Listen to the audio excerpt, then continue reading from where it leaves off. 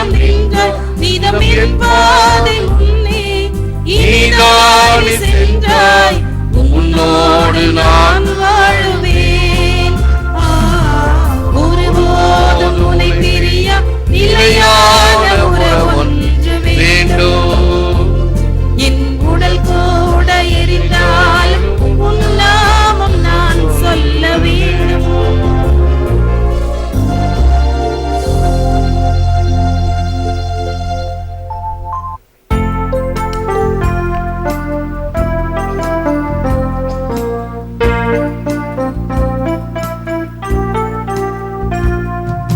இந்த ஏழை கூவி அழைத்தார், ஆண்டவர் அவனுக்கு செவி சாய்த்தார்.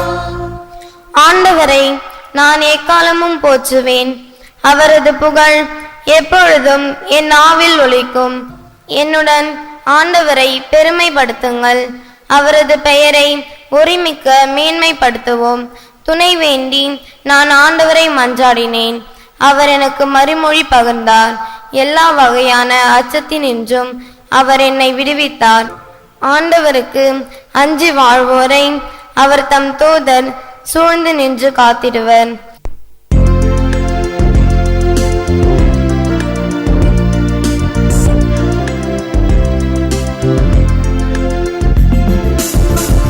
அல்லேலூயா, அல்லேலூயா, அல்லேலூயா, அல்லேலூயா. தம்புரை மகன் மீது நம்பிக்கை கொள்ளும் எவரும் அழியாமல் நிலை வாழ்வு பெறும் பொருட்டு அந்த மகனையே அளிக்கும் அளவுக்கு கடவுள் உலகின் மேல் அன்பு கூர்ந்தார். அல்லேலூயா, அல்லேலூயா. ஆண்டவர் உங்களோடு இருப்பாராக, ஆன்மாவோடும் இருப்பாராக. புனித யோவான் எழுதிய நற்செய்தியிலிருந்து வாசகம். ஆண்டவரே மாட்சி உமக்கே. அக்காலத்தில் இயேசு நிக்கோதேமிடம் கூறியது, தம் ஒரே மகன் மீது நம்பிக்கை கொள்ளும் எவரும் அழியாமல் நிலை வாழ்வு பெறும் பொருட்டு அந்த மகனையே அழிக்கும் அளவுக்கு கடவுள் உலகின் மேல் அன்பு கூர்ந்தார். உலகிற்கு தண்டனை தீர்ப்பு அளிக்க அல்ல, தன் மகன் வழியாக அதை மீட்கவே கடவுள் அவரை உலகிற்கு அனுப்பினார். அவர் மீது நம்பிக்கை கொள்வோர் தண்டனை தீர்ப்புக்கு ஆளாவதில்லை, ஆனால் நம்பிக்கை கொள்ளாதோர் ஏற்கனவே தீர்ப்பு பெற்றுவிட்டனர். ஏனெனில் அவர்கள் கடவுளின் ஒரே மகனிடம் நம்பிக்கை கொள்ளவில்லை. ஒளி உலகிற்கு வந்திருந்தும் தம் தீய செயல்கள் தீயனவாய் இருந்ததால் மனிதர் ஒளியை விட இருளையே விரும்பினர். இதில்தான் அவர்களுக்கு எதிரான தண்டனை தீர்ப்பு அடங்கியுள்ளது. தீங்கு செய்யும் அனைவரும் ஒளியை வெறுக்கின்றனர்.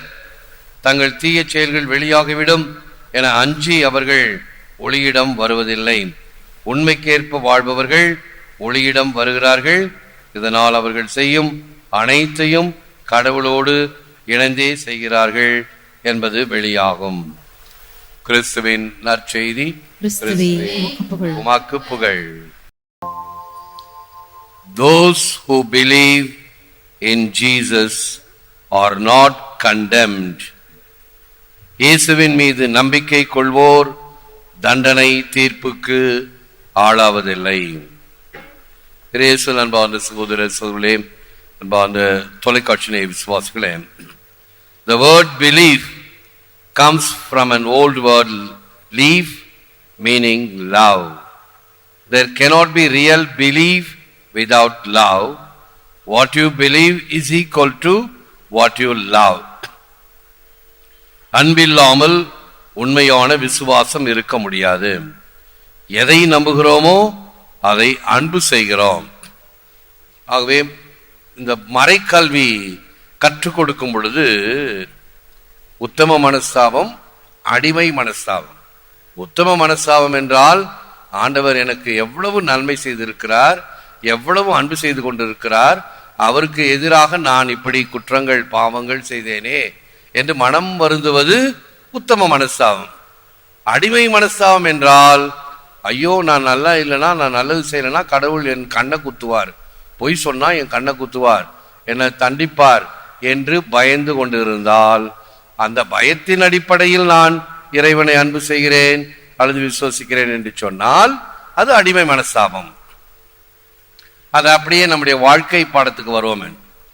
இப்ப நம்ம வண்டிகள் ஓட்டுகிறோம், ராங் சைட்லேயோ அல்லது ஒரு யூ டர்ன் எடுப்பதற்கு பதிலாக முன்னதாகவே குறுக்கு வழியில போகிறோம் என்று வைத்துக் கொள்வோம். உண்மையான ஒரு மதிப்பீடு இருந்தால் சரியாக கடைபிடிப்போம். போலீஸ்கார் இருந்தாலும் சரி, இல்லாவிட்டாலும் சரி.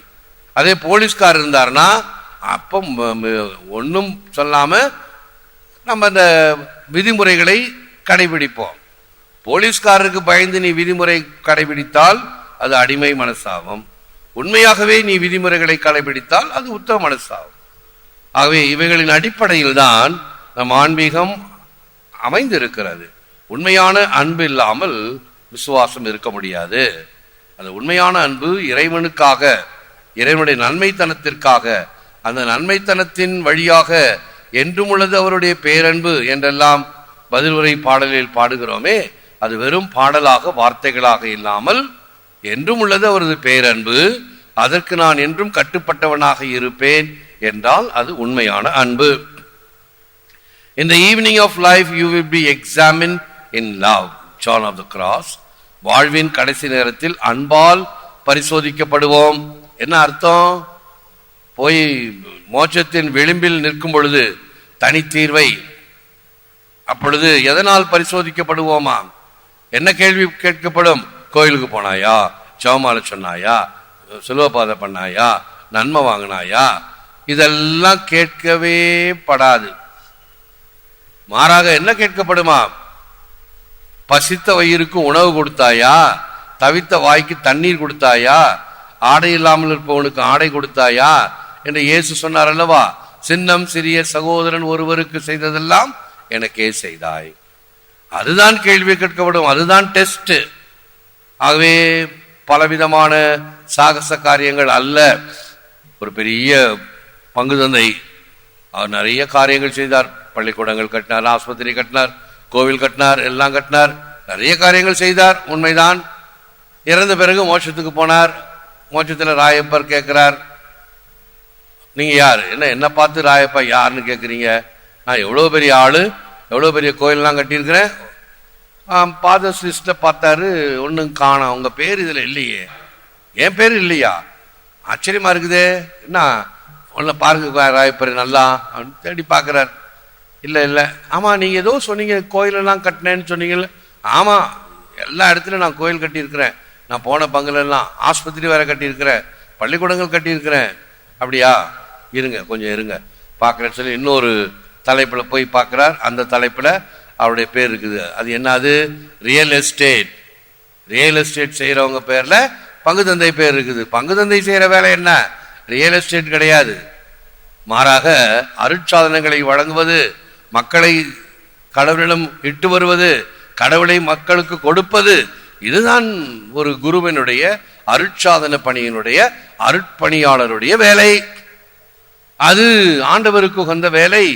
அதை செய்ய வேண்டும், அதற்கு முக்கியத்துவம் கொடுக்கப்பட வேண்டும். ஆகவே இறுதியிலே சோதிக்கப்படுவது அல்லது கணிக்கப்படுவது நீ எத்தனை அன்பு இரக்கமிக்க செயல்கள் செய்தாய் என்பதுதானே. எனக்கே செய்தாய் என்று ஆண்டவர் சொல்லுகிறார் அல்லவா? எனவே do not be unbelieving but believe. யோவான் 20:28. ஐயம் தவிர்த்து நம்பிக்கை கொள். ஆண்டவர் மீது அசைக்க முடியாத உறுதியான நம்பிக்கை நமக்கு வேண்டும். ஆகவே தோமையார் ஒரு நல்ல உதாரணம். இந்த ஊசலாட்டம் இப்படியா அப்படியா? ஊசலாட்டம்னா என்ன? அந்த பழைய கடிகாரத்திலெல்லாம் அந்த பெண்டுலம் இருக்கும், அது இந்த பக்கமும் இந்த பக்கமும் ஆடிக்கிட்டே இருக்கும். அந்த மாதிரி என்னுடைய நம்பிக்கை இப்படியா அப்படியா? ஆண்டவர் பக்கமா, சாத்தான் பக்கமா? பணத்தின் பக்கமா, பரமனின் பக்கமா? எந்த பக்கத்தில் நான் இருக்கிறேன்? ஐயம் தவிர்த்து நம்பிக்கை கொள். God loves each one of us as if there was just one of us to love. Saint Augustine, நாம் ஒருவரை ஒருவர் அன்பு செய்வது போல இறைவன் நம் ஒவ்வொருவரையும் அன்பு செய்கிறார். தமிழாக்கம் அவ்வளவு ஒன்றும் அந்த ஆங்கிலத்தில் இருப்பது போல நச்சுன்னு வரல. இப்போ உதாரணமா சில வீடுகளில ஒரே ஒரு பிள்ளை தான் இருக்கும், மற்ற வீட்டில் 2-3 பிள்ளை 4-5 பிள்ளைன்னா தாய் தகப்பன் எல்லாருக்கும் சரிசமமா அன்பு கொடுப்பாங்க, எல்லாம் அவங்க பிள்ளைங்க தான். ஆனா ஒரே பிள்ளை இருந்தா எல்லா அன்பும் பாசமும் கரிசனமும் அந்த பிள்ளைக்கு கொடுப்பதை போல இறைவன் நம்மை அன்பு செய்கிறாராம். கோடான கோடி மக்கள், ஒருத்தர் முகத்தை போல ஒருத்தர் முகம் கிடையாது. என்ன அருமையான கடவுளுடைய படைப்பை பார்த்தீர்களா? ஒவ்வொருவரையும் தனிப்பட்ட வகையில் நேசிக்கிறார். அதுதான் இறைவனுடைய தனிப்பட்ட பெருங்கருணை.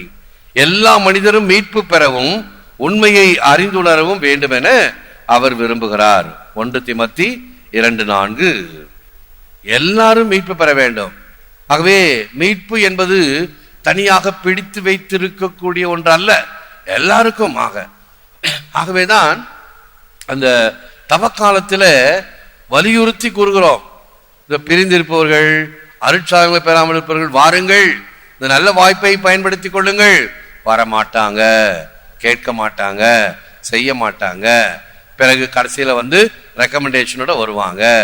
அவங்க அப்படிதான் இருப்பாங்க. ரெக்கமெண்டேஷன் பண்றவங்கள தான் மொத்துன்னு மொத்துவேன். உனக்கு தெரியுமல்ல, உனக்கு நான் எத்தனை தடவை சொல்லியிருக்கிறேன். ஏன் இவங்களை அந்த நேரத்தில் அந்த மீட்பு பெறுவதற்கு வழிகாட்டவில்லை, கூட்டி வரவில்லை?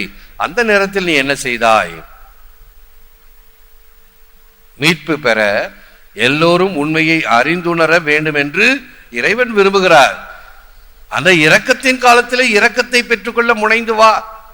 பிறகு நீதியின் காலத்தில் இரக்கத்தை கேட்காது, ஜட்ஜ்மெண்ட். அந்த சமயத்தில் இரக்கத்தை காட்ட ஆண்டவரே. நிறைய பேர் என்று கேட்பாங்க, ஃபாதர் நீங்க இரக்கம் காட்டக்கூடாதா, மன்னிக்க கூடாதா? சரி சரி செய்வோம், வழி செய்வோம், வழிகாட்டுவோம். ஒரு 2-3 கிளாஸ் தொடங்க பிறகு வந்தா கூட பரவாயில்லை, சேரு, அதை தனியா பார்த்துக்க அப்படின்னு எத்தனை வாய்ப்புகள். அதெல்லாம் விட்டுற வேண்டியது. இரக்கம் காட்டு. எந்த நேரம் கடந்த சமயத்தில் கண்கட்ட பிறகு சூரிய நமஸ்காரம். சூரிய ஒளி நல்லது கண்ணுக்கு.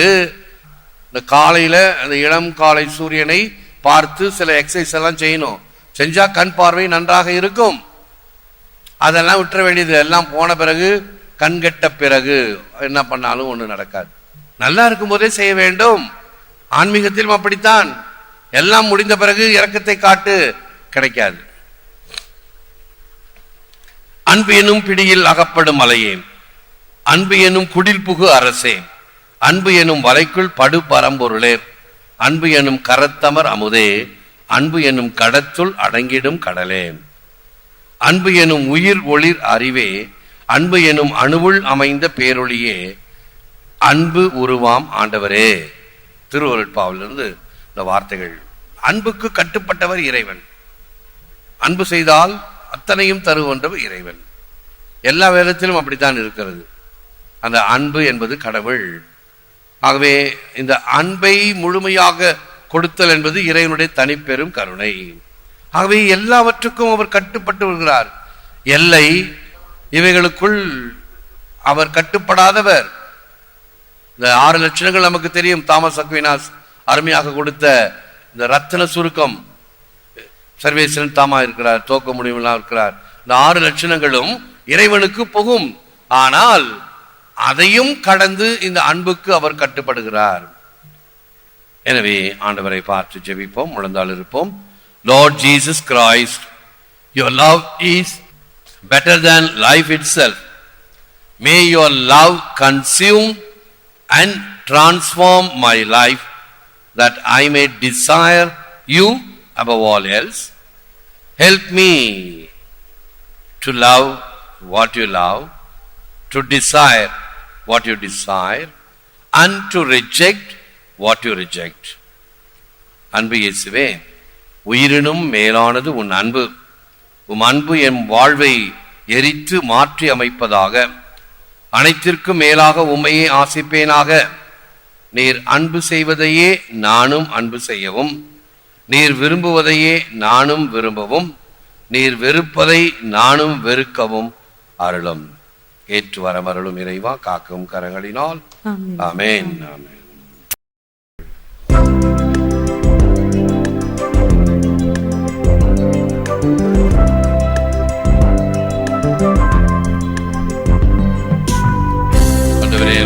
நிறைவாமை போற்றுகிறோம். நாங்கள் தப்பத்தை பெற்றுக்கொள்ள மனித உழைப்பும் நிலத்தின் விளையுமான இந்த அப்பத்தை காணிக்காக்கின்றோம். இது எங்களுக்கு வாழ்வளிக்கும் அப்பமாக மாறும். பெரும் காணிக்கையை அன்பாய்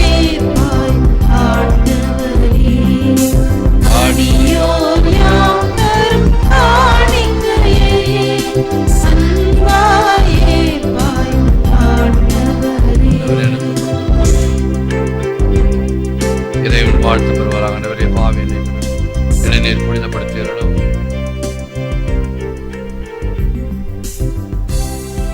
தந்தை மகன் தூய ஆவியாரின் பெயராலே ஆமென். இயேசுவுக்கே புகழ். மரியே வாழ்க. வாழ்க. அன்பர்களே, ஒவ்வொரு வீடியோவின் கீழும் மறையுரை விளக்கங்கள் உள்ளன. படித்து பயன்பெறுங்கள். நன்றி. வணக்கம்.